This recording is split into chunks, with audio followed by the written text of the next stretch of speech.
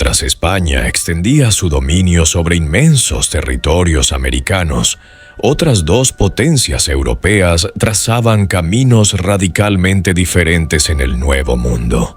Portugal, pionero en la navegación atlántica, e Inglaterra, llegando tarde pero con ímpetu transformador, escribieron capítulos paralelos que moldearon destinos continentales opuestos. Esta es la historia de cómo dos imperios, con visiones coloniales contrastantes, crearon realidades tan distintas que aún hoy resuenan en las Américas. Todo comenzó con una línea imaginaria trazada en medio del océano. El Tratado de Tordesillas de 1494, negociado entre España y Portugal bajo la mediación papal, dividió el mundo no descubierto entre las dos potencias ibéricas. Portugal recibió las tierras al este de una línea 370 leguas al oeste de Cabo Verde. Por pura casualidad geográfica, este acuerdo le daría a Portugal una porción de América, Brasil.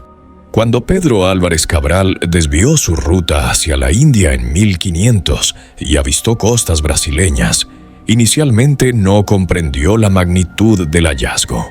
La isla de Veracruz, como la llamó, era en realidad un continente entero que caía en su esfera de influencia. Los primeros contactos con los tupí guaraníes fueron pacíficos, marcados por el trueque de herramientas de hierro por pau-brasil, la madera rojiza que daría nombre a la colonia.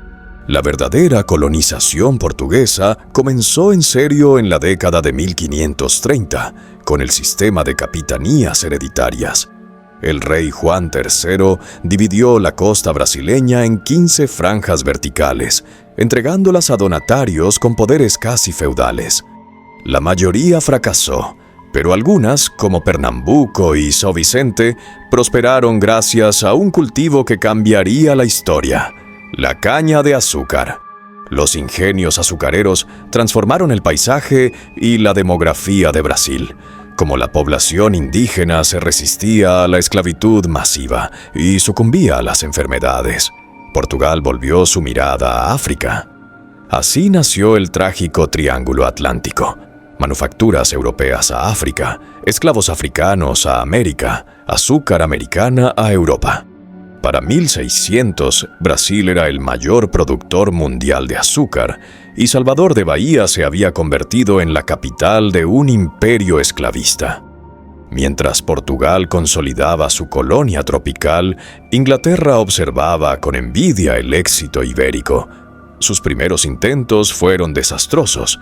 La colonia perdida de Roanoke, 1585-1590, desapareció sin dejar rastro, solo la misteriosa palabra Croatoan tallada en un árbol. Pero los ingleses persistieron.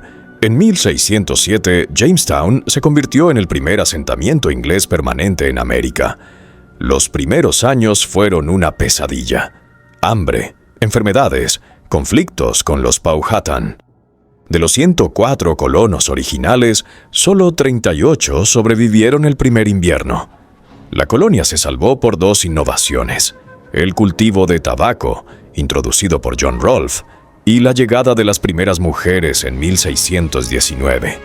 Ese mismo año, un barco holandés desembarcó los primeros africanos en suelo inglés americano, aunque inicialmente como sirvientes contratados, no como esclavos hereditarios. La colonización inglesa tomó un rumbo radicalmente diferente con la llegada de los peregrinos en 1620.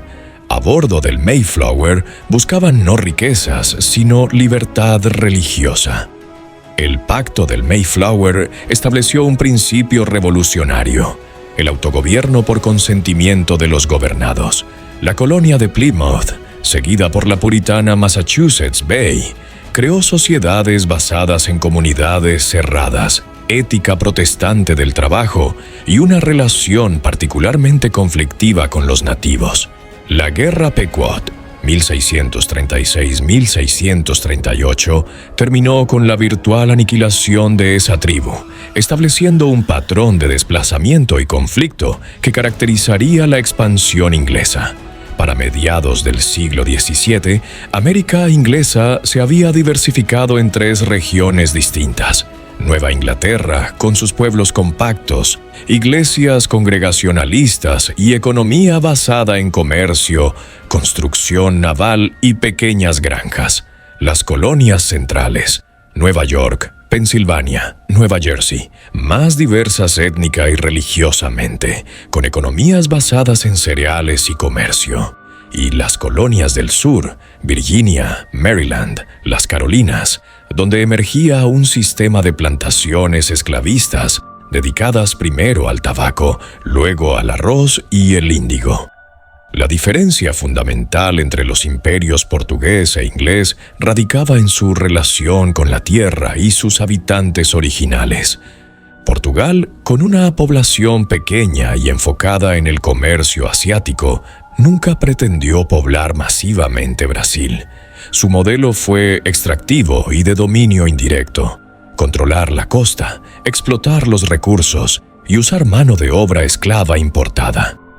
La Iglesia Católica jugó un papel central en la civilización de indígenas y africanos, creando un complejo sincretismo religioso y cultural.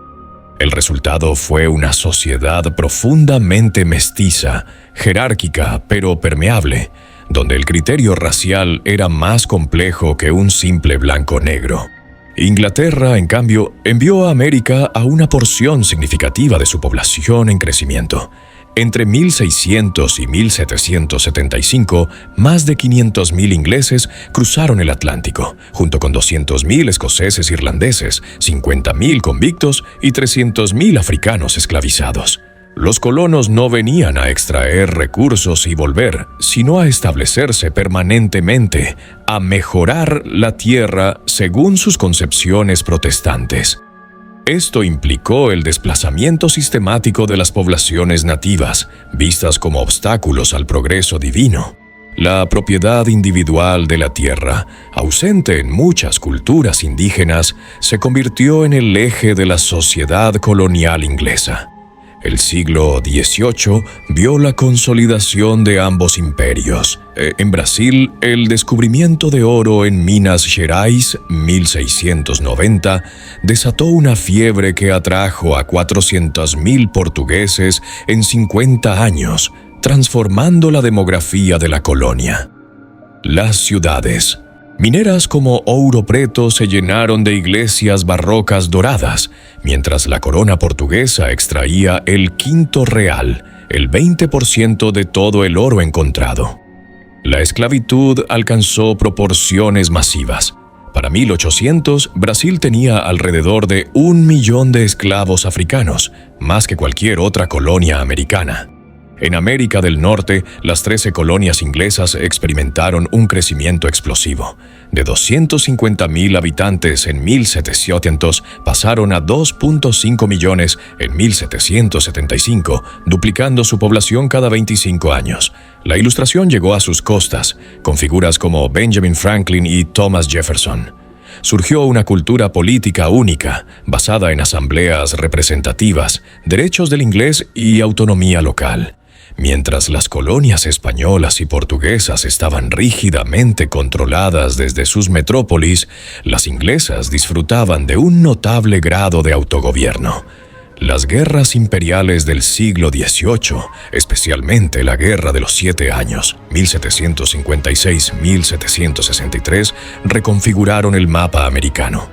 Inglaterra emergió victoriosa, expulsando a Francia de Norteamérica, pero con una deuda monumental que intentó pagar aumentando los impuestos a sus colonias. El resultado fue la Revolución Americana 1775-1783 y el nacimiento de los Estados Unidos.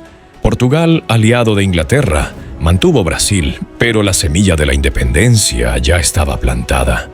Cuando llegó la era de las independencias a principios del siglo XIX, los legados contrastantes de ambos imperios eran evidentes. Brasil, independizado en 1822 como monarquía bajo Pedro I, hijo del rey portugués, mantuvo la esclavitud hasta 1888, la unidad territorial y profundas desigualdades sociales. Los Estados Unidos, nacidos como República Federal en 1783, expandieron rápidamente su territorio hacia el oeste, mantuvieron la esclavitud en el sur hasta 1865 y desarrollaron una democracia basada en ciudadanos propietarios blancos. Hoy, los legados de Portugal e Inglaterra en América son palpables. Brasil, con sus 215 millones de habitantes, es el país lusófono más grande, con una cultura sincrética única, una sociedad multiétnica y el peso de una historia colonial extractiva. Los Estados Unidos, con 330 millones, es la potencia anglófona dominante, con una cultura individualista, una tradición de autogobierno y las contradicciones de una nación fundada en libertad, pero construida sobre la esclavitud y el desplazamiento indígena. La colonización portuguesa e inglesa nos enseña que los imperios no son monolitos. Portugal creó una sociedad de castas raciales, pero culturalmente integrada. Inglaterra, una sociedad racialmente segregada pero políticamente descentralizada. Portugal explotó. Inglaterra pobló. Portugal mestizó. Inglaterra excluyó.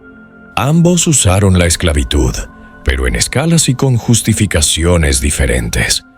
Ambos enfrentaron a los pueblos originarios, pero con estrategias distintas. El encuentro de estos dos mundos coloniales con América produjo realidades que aún definen nuestro presente. Del lado portugués, un país-continente que lucha por superar las jerarquías coloniales. Del lado inglés, una superpotencia que aún debate los fantasmas de su fundación. Dos imperios, dos visiones, un continente transformado para siempre. Sus historias nos recuerdan que el colonialismo no fue un fenómeno único, sino un prisma de múltiples facetas cuyos reflejos aún nos ciegan con su complejidad y contradicciones.